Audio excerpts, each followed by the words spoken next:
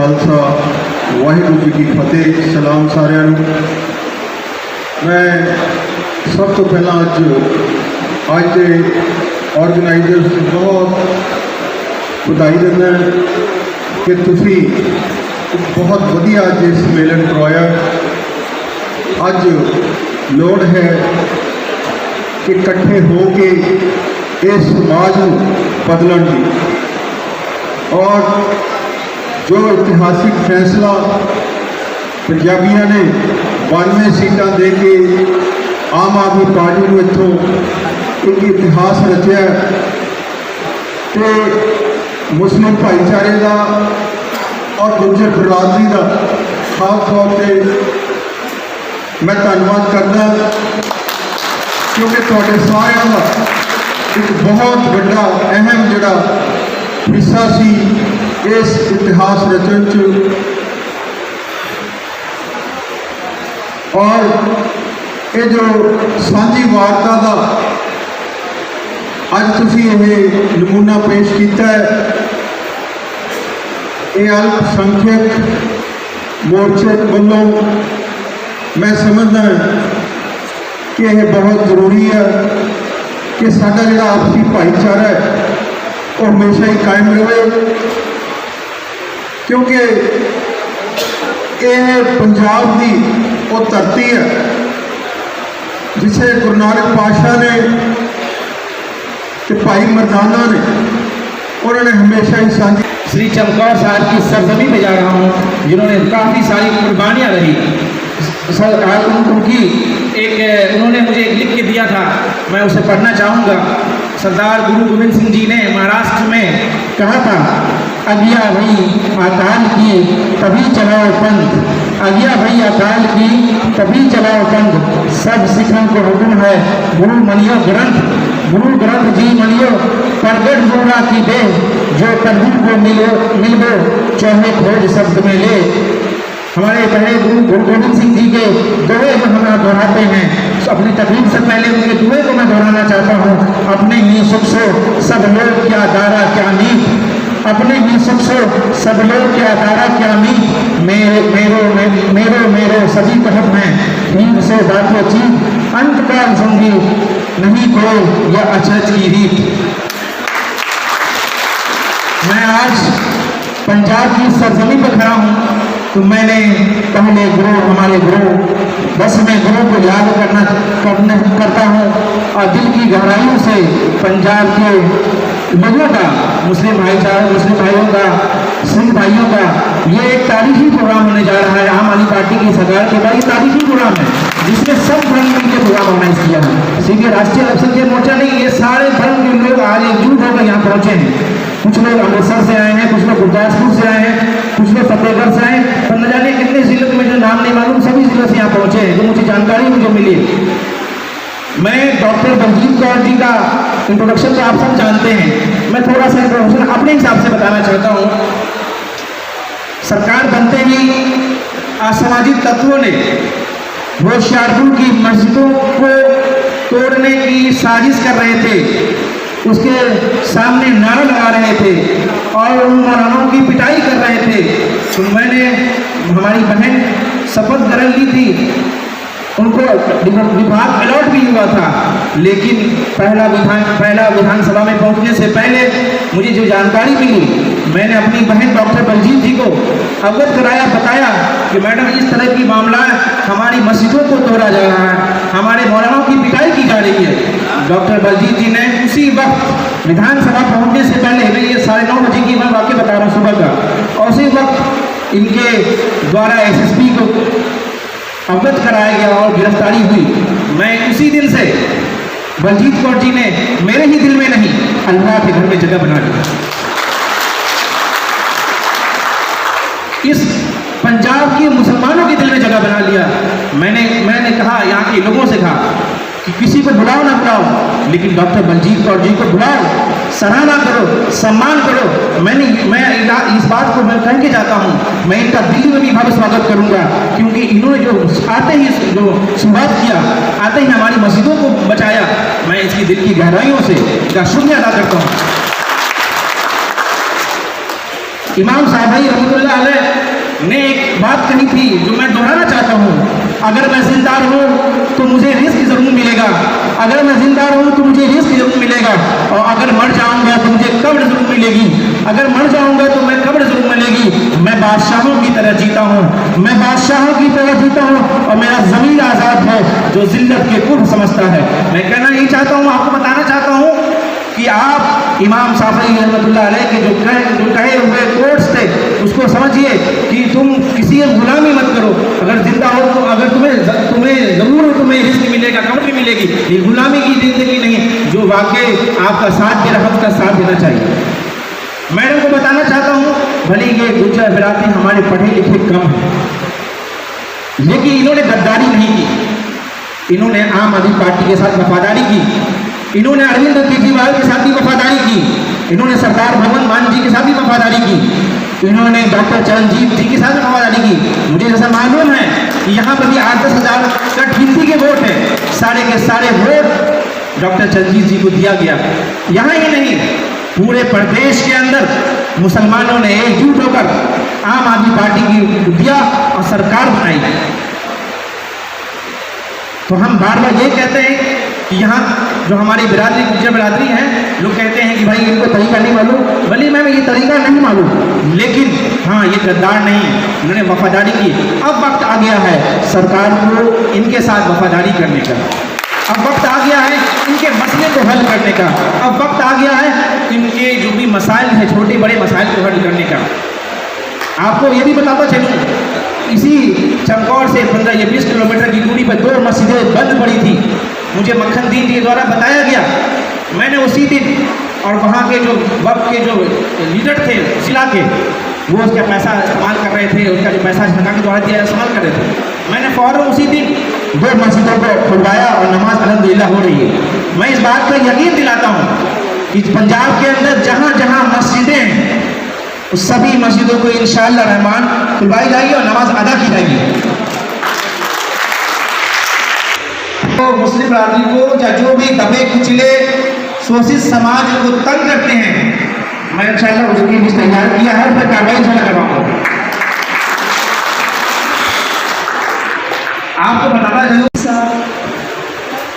और बहुत ही वड्डी गिनती के इकट्ठे हुए मेरे मुसलमान भरा गुज्जर बिरादरी वालों इकट्ठे हुए आम आदमी पार्टी के सत्कारक नुमाइंदे के ऑफिशियल संभाल। सब तो पहला तो मैं धन्यवाद करना चाहूँगी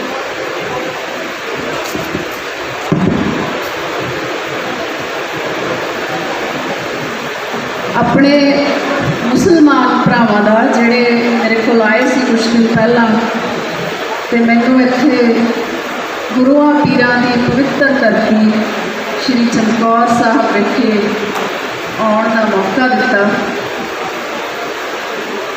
जे मैं गल करां धर्मां की, जातां की, तां भारत एक इहो जिहा देश है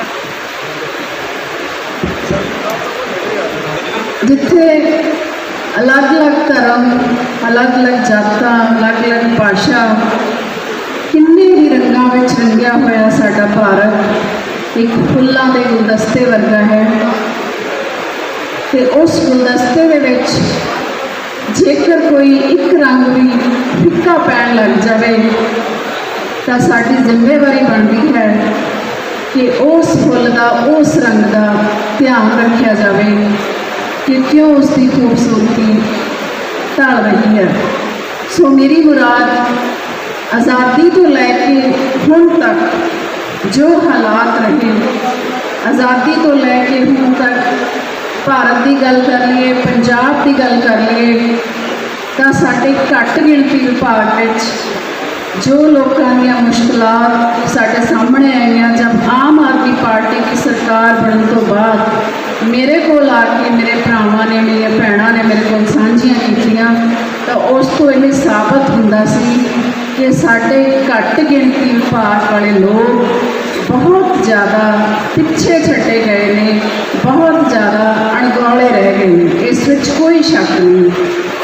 जे मैं अपने विभाग की गल करां तो थोड़े सामने ही उदाहरण है बहुत वड्डी कि किस तरह साडे एससी बच्चों के वजीफे खाधे गए, साडे एससी बच्चों दी डिग्रियां हुण तक रुकियां पईयां सी, जिहदे करके ना तो किसे जाके नौकरी लै सकते सी ते ना वो किते अगले कॉलेज में दाखला लै सकते सी। वो वजीफियां दे वड्डे घपले, जिहड़े पैसे गरीब लोगों के घरां च जाने चाहिए सी, जिहड़े पैसे बच्चों दीयां पढ़ाइयां दे विच बच्चों दे फ्यूचर बनाने लई मुस्तकबल बनाने लई लगने चाहिए सी, वो साडे लीडरां दे ढिड भरन विच चले गए। सो आम आदमी पार्टी की सरकार ने, भगवंत मान की सरकार ने बहुत सख्त कदम उन्होंने लोगों लिए चुकिया, उन्होंने जेल में भेजा कि जोड़े बच्चों दी डिग्रियां रोकियां हुई सी उन्होंने कॉलेजों के खिलाफ सख्त एक्शन भी लिया। सो मेरी मुराद यही है कि जो कुछ हुण तक होया उस सीधे राह पर लियाने उन्होंने कामों को लीहां ते पाउण लई असी साडी पूरी सरकार, साडा घट गिणती विभाग पूरे दिलों मेहनत कर रहा है। जिहड़ियां प्रॉब्लम्स दसियां गईयां अज मैनूं लगता है कि वो बहुत थोड़ियां ने, उदों ज़्यादा तो मैनूं पता तुहाडीआं प्रॉब्लम्स, वक्फ बोर्ड दीआं प्रॉब्लम्स या आपां शमशान घाट दीआं प्रॉब्लम्स दसियां गईयां। तो ये मैं तुहानूं थोड़ा जिहा क्लीयर कर देवां कि ये वक्फ बोर्ड जिहड़ा है होम डिपार्टमेंट कोल है, पर मैं अपने वल्लों पूरी वाह लावांगी कि जिहड़े तुहाडे बनदे हक आ तुहाडे तक पहुँचाए जाण। उस तो बाद थोड़े जो जोड़े भी काबिल नुमाइंदे ने उन्होंने असी अगे लैके आवांगे कि किवें अपनी बरादरी लई भला सोच सकते हैं, कि वो चाहते हैं कि साडी बरादरी लई काम किए जाण। असी उन्होंने नाल लैके चलांगे, उन्होंने सरकार विच शामिल, उन्होंने विचार भी शामिल करांगे। ये जड़ियाँ मीटिंग्स असी थोड़े मसलियां दे करांगे तो मैं भरोसा दवानी कि थोड़े सलाह दे नाल करांगे, तुहानूं विच इंक्लूड करके करांगे। इन्हां 6 महीनों के जिन्ना को काम असी कर सकते सी अपने घट गिणती भरावां लई, सो मुसलमान भरावां लई असीं मलेरकोटले तो जो बहुत लंबी देर तो रुकिया होया सी मैडिकल कॉलेज लई जिहड़ी पहली ग्रांट है सरकार को लैके आंदी केंद्र सरकार को, बहुत जल्द वो मैडिकल कॉलेज असीं शुरू कर देवांगे। इस तरह ही गुरदासपुर विच भी असी एक एग्रीकल्चर कॉलेज शुरू करन जा रहे हैं अपने घट गिणती डिपार्टमेंट नाल संबंधित जिहड़े लोग ने उन्हां लई। सो मैं कहूँगी कि काम बहुत ज़्यादा है, पर थोड़ी कोऑपरेशन भी चाहिए है, थोड़ा साथ भी चाहिए। सानू सब तो वड्डी जरूरत जिहड़ी अज है, जिहड़ी आम आदमी पार्टी की सरकार ने सब तो पहले मंतव रखे सी कि सिक्ख्या ते सेहत हर एक लिए जरूरी है। सो मैं इस विभाग को चलाउण दे नाते, इस विभाग की प्रबंधक होने के नाते मैं यकीन दिवाउणी हाँ कि मैं अपने नाल जुड़े हुए सारे भैन भरावां मुसलमान ईसाई जिहड़े भी मेरे अंदर आउंदे ने, मैं उन्हां दे बच्चों के मुस्तकबल लई अपनी दिलों जान ला के उन्हां लई मेहनत करांगी। मेरी कोशिश रहेगी कि उन्हां दा समाज दे विच एक अजिहा वजूद बने कि सानू आउण वालियां पीढ़ियां याद रखण कि हाँ कोई इहो जी सरकार भी बनी सी जिन्हां ने उन्हां लोकां नू अगे लैके आंदा जिहड़े हुण तक सिर्फ मेहनत मुशक्कतां तक ही सीमित रहे, जिन्हां नू हुण तक सिर्फ अणगौलिया ही कहा। तो मैं एक बार फिर तो तुहाडा सारिਆਂ ਦਾ बहुत धन्यवाद करती हाँ, क्योंकि गल कर रहे सी गुरु नानक देव जी की, तो असी आम आदमी पार्टी की सरकार गुरु नानक देव जी दी दित्तियां हुई सिक्ख्यावां नूं पहल के आधार पर लैके चलते हाँ। जिस तरह असी गुरु नानक देव जी को हिंदुओं ने गुरु तो मुसलमानों ने पीर समझा सी, तो मैनूं लगता कि उस तो वड्डा गुरु कोई होना नहीं जिन्हों हर एक जात ने हर एक धर्म ने कबूलिया। सो उस गुरु की आशीर्वाद नाल असी काम करांगे। बाबा साहब अंबेडकर के जो संविधान है वो जो भी हुण तक दी सरकारां ने अणगौलिया किया उस संविधान को लांभे करके धज्जियां उड़ाइया गई संविधान दियां, उस संविधान को असी अगे रख के नमस्तक करके उस संविधान के अनुसार असी काम करांगे। भगत सिंह की कुर्बानी को अगे रख के काम करांगे। सो बहुत बहुत शुक्रिया इस पवित्र धरती के नवाजन के लिए। मैं जो भी थोड़ियां मुश्किलां अज दसियां गईयां ਇਸ ਤੋਂ ਬਿਨਾਂ ਜੋ ਅਸੀਂ ਆਪਣੇ ਪੱਧਰ ਤੇ ਕਰ ਸਕਦੇ ਹਾਂ ਉਹ ਤੁਹਾਡੇ ਲਈ ਇਸ ਤੋਂ ਵੀ ਵੱਧ ਕਰਾਂਗੇ ਤੇ ਅਗਲੀ ਵਾਰ ਜਦੋਂ ਆਈ ਕੁਛ ਨਾ ਕੁਛ ਜ਼ਰੂਰ ਤੁਹਾਡੇ ਲਈ ਨਵਾਂ ਲੈ ਕੇ ਆਵਾਂਗੇ। ਇਹ ਮੇਰਾ ਵਾਅਦਾ ਤੁਹਾਡੇ ਨਾਲ। ਬਹੁਤ ਤੁਹਾਡੀ ਸਰਕਾਰ ਕੀ ਕਰੇਗੀ? ਦੇਖੋ ਜਿੰਨਾ ਕਿ ਸਾਨੂੰ ਹਾਲੇ ਤੱਕ ਟਾਈਮ ਮਿਲਿਆ ਉਹਦੇ ਵਿੱਚ ਅਸੀਂ ਸਭ ਤੋਂ ਪਹਿਲਾਂ ਤਾਂ ਇੱਕ ਮਲੇਰਕੋਟਲਾ ਦਾ ਮੈਡੀਕਲ ਕਾਲਜ ਤੇ ਗੁਰਦਾਸਪੁਰ 'ਚ ਐਗਰੀਕਲਚਰ ਜਿਹੜਾ ਖੋਲ੍ਹਣ ਦਾ ਪ੍ਰੋਜੈਕਟ ਸੀ ਉਹ ਅਸੀਂ ਸ਼ੁਰੂ ਕਰ ਲਿਆ।